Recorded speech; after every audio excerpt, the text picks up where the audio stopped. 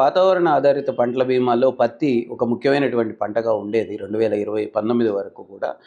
ఇప్పుడు కూడా పత్తి రైతులు సరైనటువంటి వర్షాలు లేకపోతే నష్టపోయే ప్రమాదం ఉంది గనక, వాతావరణ పంటల బీమా గనక అమలైతే ఖచ్చితంగా రైతులకు ఎంతో కొంత మేలు జరిగేటువంటి అవకాశం ఉంది. కానీ ప్రభుత్వం వైపు నుంచి ఈ విషయంలో కూడా ఎటువంటి ప్రకటన ఇప్పటి వరకు రాలేదు.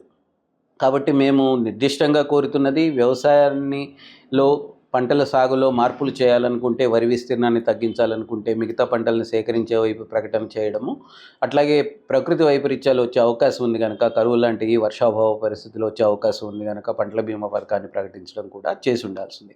కానీ వీటి మీద పెద్ద స్పష్టత ఏమీ లేకుండా ప్రతి సీజన్లో అసలు జనరల్గా జరిగేటువంటి రైతు భరోసా పథకానికి మాత్రం ఈసారి జూన్ 30వ తారీఖు నాడు ఒక పెద్ద మీటింగ్ ద్వారా ఈ సీజన్కి రైతు భరోసా విడుదల చేయాలనేటువంటి ప్రయత్నంలో ఉంది. దీన్ని తప్పుపట్టాల్సింది ఏమీ లేదు. రైతులకు ఇచ్చేటువంటి సహాయాన్ని ప్రభుత్వం అట్లా చెప్పుకోవచ్చు. కానీ నిజంగా రైతులు ఎవరు అనేటువంటిది గుర్తించకుండా కేవలం రైతు భరోసా పంపిణీ చేయడం అనేటువంటిది సరైనటువంటి పద్ధతి కాదు.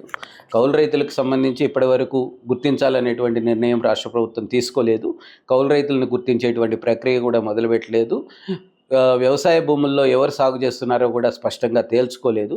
కానీ 9,000 కోట్ల రూపాయలని అప్పు చేసి రాష్ట్ర ప్రభుత్వం రైతు భరోసా పంపిణీ మొదలు పెట్టబోతుంది. అంటే దాంట్లో దాదాపు ఒక 3-4 వేల కోట్ల రూపాయలు వ్యవసాయం చేయని వాళ్ళ చేతుల్లోకి వెళ్ళి వృధా అయ్యే అవకాశం ఉంది.